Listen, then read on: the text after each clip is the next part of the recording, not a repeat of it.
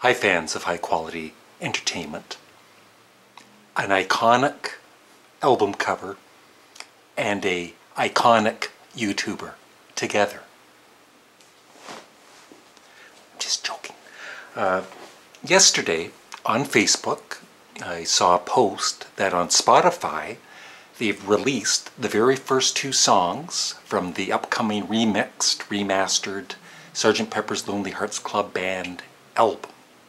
And I've heard them, and I am mighty impressed. And I'll leave, if I remember, I'll leave a link in the description below for you to check it out. It's free to check it out.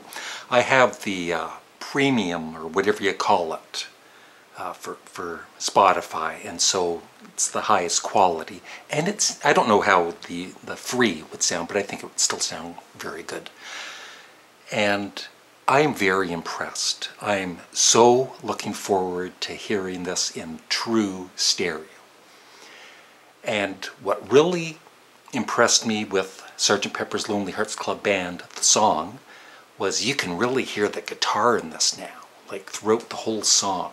And I've been trying to... Just one of my fans.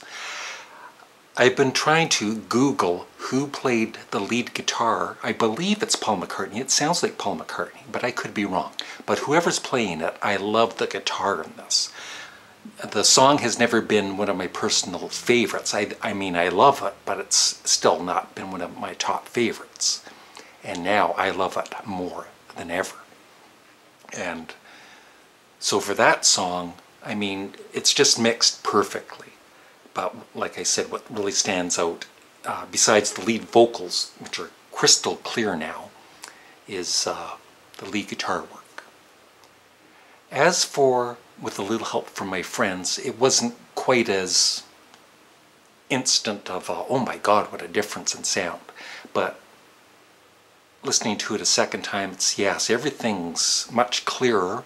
Ringo's vocals, that's Ringo's best vocal of all time. He did such a superb job on that track.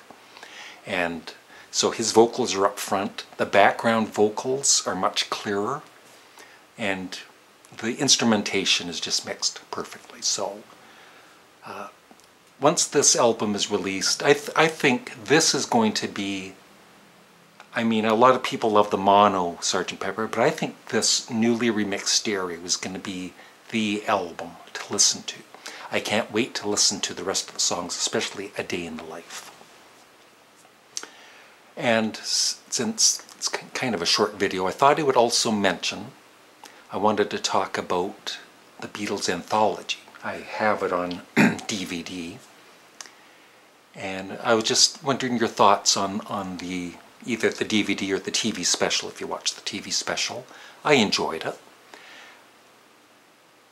The one thing that kind of I noticed with it, though, Paul is always kind of playing Paul. He's not totally relaxed. He's kind of on. But I've noticed him in a more recent video. I forget the name of it, but he's at this music school and he's being interviewed, and he's very casual and he's totally authentic. He's not putting on airs. He's totally being himself, and I was really impressed with that particular interview. But back then he was kind of I don't know, I'm not saying he's phony, he's just I don't know, protective or something about him, I don't know. And the one thing I've been trying to find footage, I'm not even sure if it's on my DVDs as bonus features, as one of the bonus features, but it's when Ringo, Paul, and George are in a park and George is playing the ukulele and they're singing a couple songs and they're just chit-chatting a bit. And there's one point where Paul says something to George, and George is playing his ukulele, and he just, I don't know if he totally ignores him on purpose or he was just so into playing his ukulele that he didn't hear him.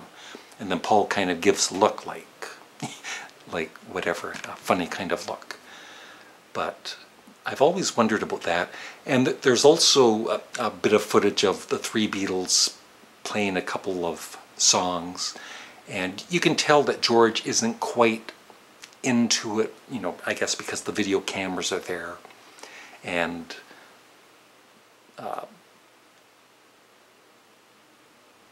there's one song, I forget the name of it right now, it's I believe an Elvis Presley song, and you know, Paul of course is all gung-ho and Ringo's kind of into it, I guess, and George is kind of saying not too long or something. It's just like, he doesn't want to, but I believe it's just because the video cameras were on, and people are, you know, think, oh, this is the Beatles reunion. And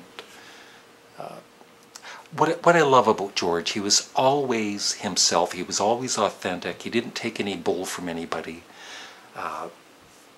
In a way, same with Ringo. You remember a few years back, no autographs. With Paul, he's a bit more of a showbiz kind of a guy, or he was. He maybe not so much now, but he was more of a thumbs up kind of a person, always positive and not really showing his complete true self. And I loved Free as a Bird, the song, and the original demo I heard, I loved even more though. But what the Beatles did with that, and Jeff Lynne, they did a great job. And I really did love that song, and Real Love too.